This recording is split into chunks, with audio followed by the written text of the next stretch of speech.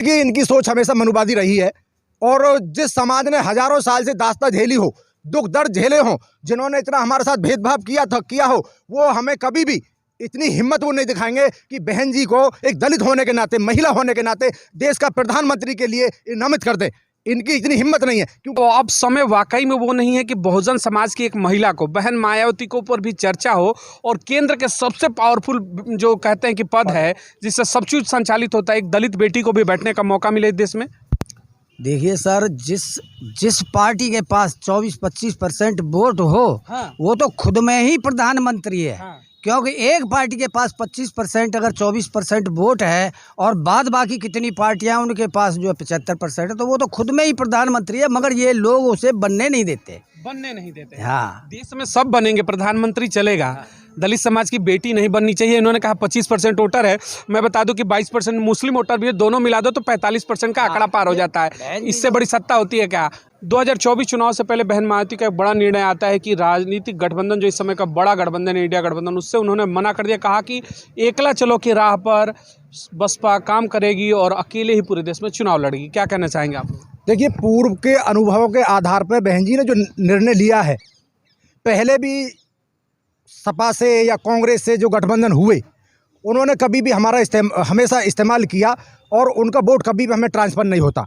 और मेरा एक समाज ऐसा है, बहुजन समाज एक ऐसा है जो जहां बहन जी के एक आदेश पे पूर्णतः वोट गठबंधन को भी चला जाता है, जिसको जहां चाहते हैं वहां चला जाता है। लेकिन ये मनुवादी प्रवृत्ति के लोग हैं, ये कभी भी एक साजिश के तहत हमें इस्तेमाल करते हैं। जब बहन जी ने गठबंधन किया सपा से लास्ट जो चुनाव में, जो लोकसभा के चुनाव में किया था 2019 के चुनाव में, तब भी ऐसा हमें देखने को मिला था कि यादव समाज का वोट पूर्णतः बीजेपी को चला गया और नतीजा ये हुआ कि हमारी बहुजन समाज पार्टी 10 सीट पर सिमट गई और हमने 100% वोट सपा को तो दिया, लेकिन सपा जो वोट था वो बहन जी के जो हमारे खाते में ट्रांसफर नहीं हुआ।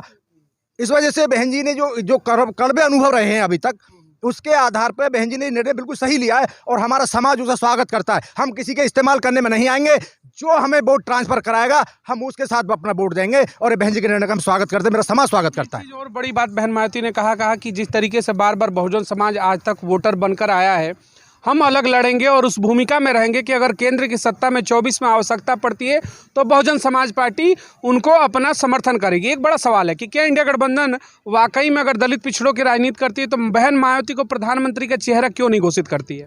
देखिए, इनकी सोच हमेशा मनुवादी रही है और जिस समाज ने हजारों साल से दास्तां झेली हो, दुख दर्द झेले हों, जिन्होंने इतना हमारे साथ भेदभाव किया हो, वो हमें कभी भी इतनी हिम्मत वो नहीं दिखाएंगे कि बहन जी को एक दलित होने के नाते, महिला होने के नाते देश का प्रधानमंत्री के लिए नामित कर दे।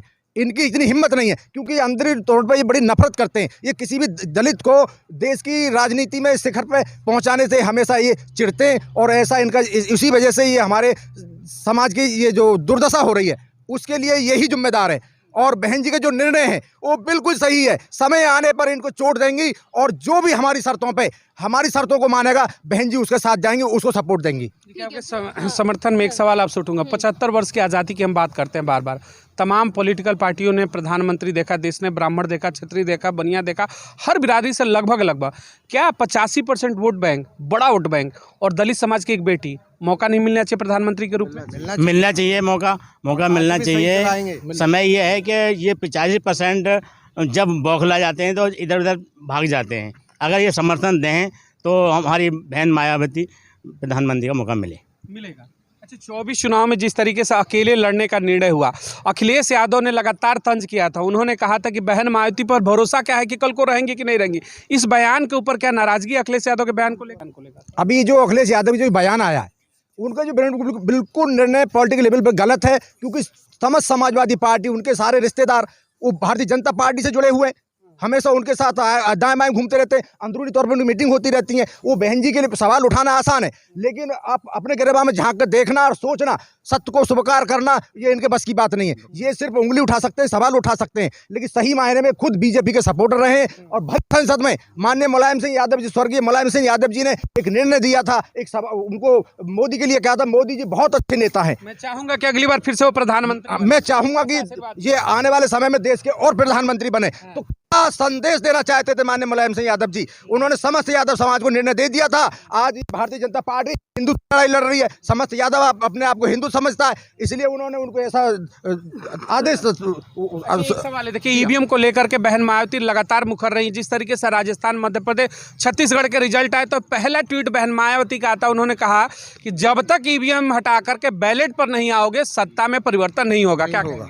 नहीं होगा जी, परिवर्तन नहीं होगा। बहन माता ने कहा था, तो ये पेपर से ही होना चाहिए कायदे में। अभी कुछ दिन पहले आपने देखा होगा टीवी पे, जापान में जन कौन से देश में चुनाव हुए हैं बैलेट पेपर से। जब इतना हमारा टेक्नोलॉजी में वो देश है जापान, तो उसके आगे कुछ भी नहीं, मगर फिर भी वहाँ पर बैलेट पेपर से जो चुनाव हो रहे हैं अमेरिका में हो रहे हैं, मगर हमारे देश में क्यों नहीं हो रहे? इस पर क्यों आपत्ति लग रही है? भाई यहाँ तो तुम कुछ भी कर सकते हो, कहीं से भी।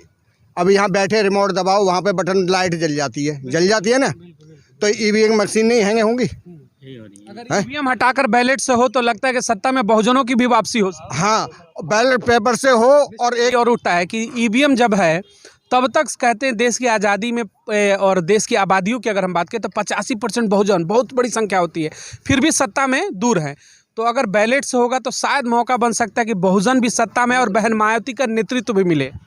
अगर बाई होता है चुनाव तो ये कभी भी नहीं आ सकते। ये बीजेपी जो है 40 सीट से पार भी नहीं कर सकती, और ये बहुजन समाज की जो है पूर्ण सत्ता में सरकार बन सकती है अगर ये बाई बैलेट हो तो चुनाव। इसीलिए इनको ये भय और डर है, जो ये बाई बैलेट चुनाव नहीं करवाना चाहते। ईवीएम में धोखाधड़ी से ये सरकार बनाते हैं हर बार और जीत करके आ जाते हैं, मतलब पब्लिक के वोट की लूट हो।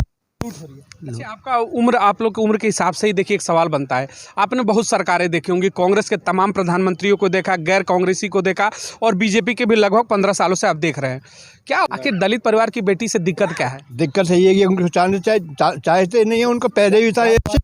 जब जी हमारे कई साल रह गए, उनको जब भी आता था सत्ता में यही बोलते जो चाचा करेंगे वही होगा पहले, जबकि वो खुद लायक आदमी था, उसको कभी नहीं बनने दिया। वही हाल तभी चली आ रही है। अब बहन जी के साथ भी वही खेल चल रहा है। वही खेल चल रहा है, इसको बनने ही नहीं देंगे। जबकि बहन जी ठीक है, इसीलिए बार बार आरोप उन्हीं के ऊपर लगाए जाते हैं, बहन जी के ऊपर ही, कि घर से नहीं निकलेंगी, ये नहीं करेंगे, वो नहीं करेंगी, बार बार आरोप। इन्होंने एक देखा मनमोहन सिंह जी को प्रधानमंत्री बनाया है, तो इन मनुवादियों ने जब उनको बनाया तो क्या समझ के बनाया प्रधानमंत्री?